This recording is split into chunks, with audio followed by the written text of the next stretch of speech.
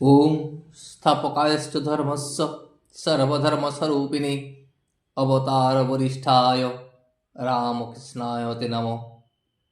ঠাকুর, মা ও স্বামীজির চরণে শতকোটি প্রণাম। ঠাকুর রামানুজের বিশিষ্টাদ্বৈতবাদের কথা বলছিলেন। বিশিষ্টাদ্বৈতবাদটা কি না, এই জীবজগৎ এবং ব্রহ্ম সব মিলিয়ে একটি, এই কথায় রামানুজ বলেছিলেন যে সব কিছু মিলিয়ে যা জীবজগৎ তাই ব্রহ্ম, সব মিলিয়ে একটিকেই বিশিষ্টাদ্বৈতবাদ বলে। যা ব্রহ্ম এবং তাই থেকেই জীবজগৎ, যারই নিত্য তাঁরই লীলা, এই কথাই রামানুজ বলতেন। জীবজগৎ বিশিষ্ট ব্রহ্ম, আর একেই বিশিষ্টাদ্বৈতবাদ বলে। ঠাকুর এবার মাস্টারকে বলিলেন, আমি তাই দেখছি সাক্ষাৎ। রামানুজ যে কথা বলে গেছেন তার কথা অনুসারে আমি সাক্ষাৎ সেটা দেখতে পাচ্ছি। আমি আর কি বিচার করব? আমি দেখছি তিনি এইসব হয়েছেন, তিনি জীব ও জগৎ হয়েছেন। তবে চৈতন্য না লাভ করলে চৈতন্যকে জানা যায় না। আর বিচার কতক্ষণ? যতক্ষণ না তাকে লাভ করা যায়। অবশ্য শুধু মুখে বললে হবে না। এই আমি দেখছি তিনিই সব হয়েছেন, তাঁর কৃপায় চৈতন্য লাভ করা যায়। আর চৈতন্য লাভ করলে তবে সমাধি হয়। মাঝে মাঝে দেহ ভুল হয়ে যায়, মনেই থাকে না যে আমার দেহ আছে, দেহের সুখ অসুখ আছে, এই কথাটা তখন ভুলে যায়। আর কামিনী কাঞ্চন, সে কামিনী কাঞ্চন আসক্তিও আর থাকে না। তখন ঈশ্বরীয় কথা ছাড়া আর কিছুই ভালো লাগে না। বিষয় কথা শুনলে তখন মনে কষ্ট হয়। চৈতন্য লাভ করলে তবে চৈতন্যকে জানতে পারা যায়। বিচারান্তে ঠাকুর শ্রী রামকৃষ্ণ মাস্টারকে এই কথা বলিতেছেন। দেখেছি বিচার করে একরকম জানা যায়, আবার তাকে ধ্যান করে একরকম জানা যায়। আবার তিনি যখন দেখিয়ে দেন সেটা একরকম। তিনি যদি দেখিয়ে দেন তখন তার নাম হলো অবতার। তিনি অবতার রূপে পৃথিবীতে জন্মগ্রহণ করে তিনি কে বা তিনি কি তা দেখিয়ে দেন। তিনি যদি তার মানুষ লীলা দেখিয়ে দেন তাহলে আর বিচার করতে হয় না, কারুকে বুঝিয়ে দিতে হয় না। কিরকম জানো? যেমন অন্ধকারের ভিতর দেশলাই ঘষতে ঘষতে দপ করে আলো হয়, সেরকম দপ করে আলো যদি তিনি দেন তাহলে সব সন্দেহ মিটে যায়। এরূপ বিচার করে কি তাকে জানা যায়? ঠাকুর এবার নরেন্দ্রকে কাছে ডাকাইয়া বসাইলেন ও তাহার কুশল প্রশ্ন ও কত আদর করিতেছেন। নরেন্দ্র ঠাকুরকে প্রশ্ন করিলেন, কই কালীর ধ্যান 3-4 দিন করলুম, কিছুই তো হলো না।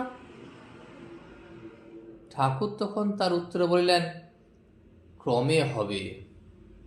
কালী আর কেউ নয়, যিনি ব্রহ্ম তিনি কালী। কালী আদ্যা শক্তি। যখন নিষ্ক্রিয় তখন তাকে ব্রহ্ম বলে কই। যখন সৃষ্টি স্থিতি প্রলয় এইসব করেন তখন তাকে আমরা শক্তি বলে কই বা কালী বলে কই। আর যাকে তুমি ব্রহ্ম বলছো তাকেই আমি কালী বলছি। ব্রহ্ম আর কালী অভেদ। যেমন অগ্নি আর দাহিকা শক্তি। অগ্নি ভাবলেই দাহিকা শক্তি ভাবতে হয়, আর কালী মানলেই ব্রহ্ম মানতে হয়, আবার ব্রহ্ম মানলেই কালীকে মানতে হয়। ব্রহ্ম ও শক্তি হলো অভেদ। ওকেই শক্তি, ওকেই কালী, ওকেই কালী আমি বলি। এদিকে রাত হয়ে গেছে। গিরিশ হরিবংশকে বলিতেছেন, ভাই একখানা গাড়ি যদি ডেকে দিস, থিয়েটারে যেতে হবে।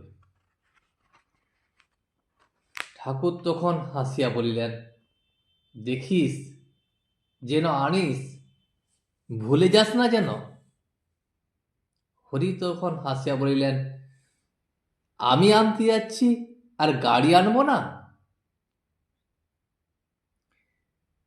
গিরিশ এবার শ্রী রামকৃষ্ণকে বলিলেন, আপনাকে ছেড়ে আবার থিয়েটারে যেতে হবে।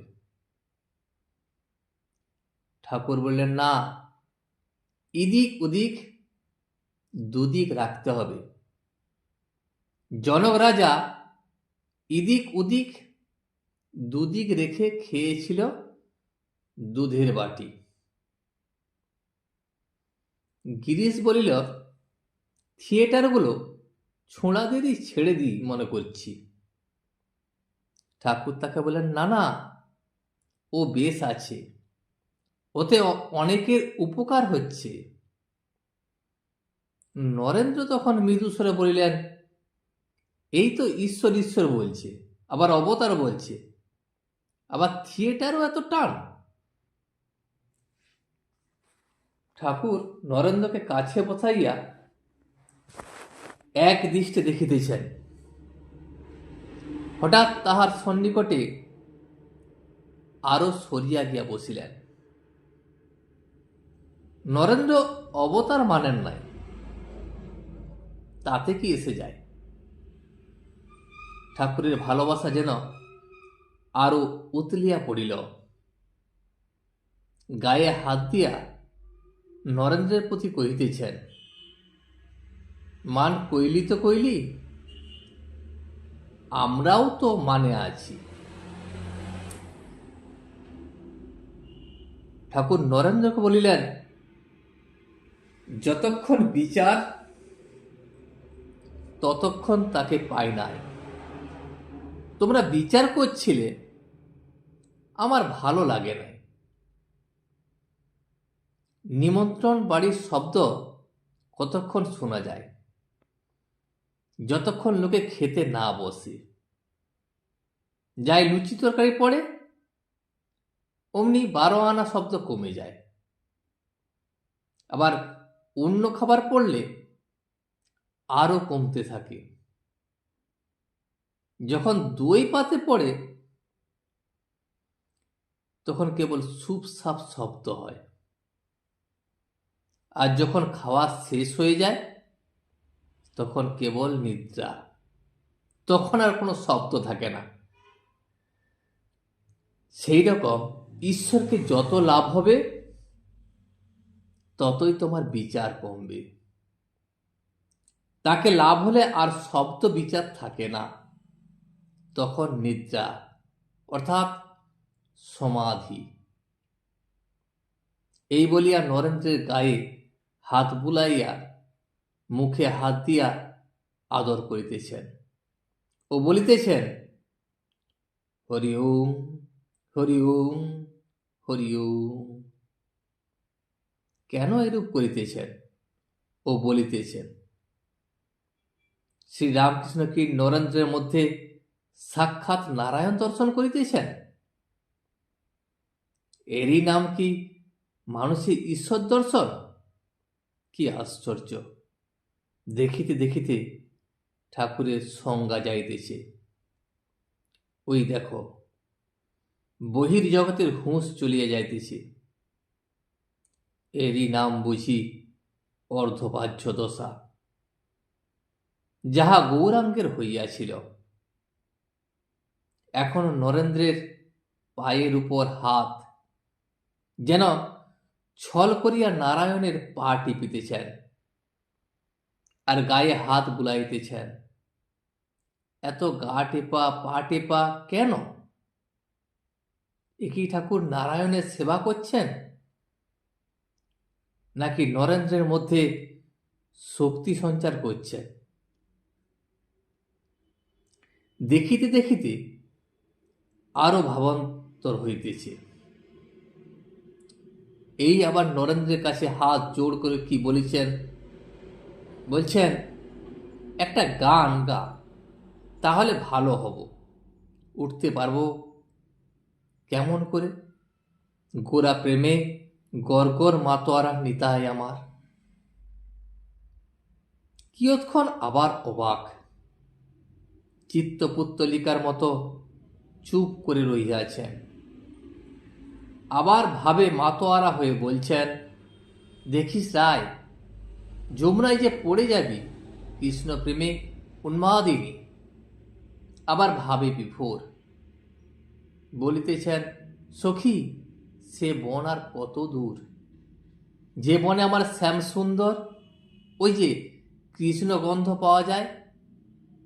আমি চলতে যে নারী।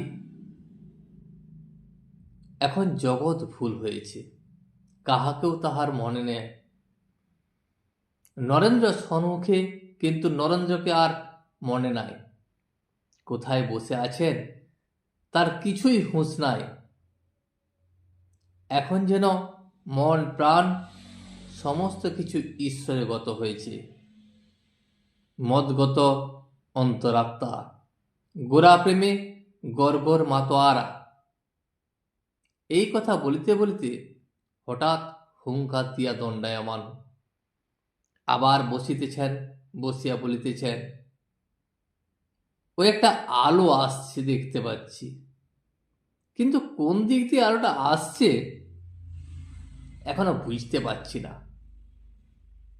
এইবার নরেন্দ্র গান গাইতেছেন, সব দুঃখ দূর করিলে দর্শন দিয়ে মহিলে প্রাণ, সপ্তলোক ভুলে সুখ তোমারে পাইয়ে, কোথায় আমি অতি দিনহীন। এই গান শুনিতে শুনিতে শ্রীরামকৃষ্ণের বহির্জগৎ ভুল হইয়া আসিতেছে। আবার নিমিলিত নেত্র, স্পন্দহীন দেহ, সমাধিস্থ। সমাধি ভঙ্গের পর বলিতেছেন, আমাকে কে লয়ে যাবে? বালক যেমন সঙ্গী না দেখলে অন্ধকার দেখে, সেই রূপ।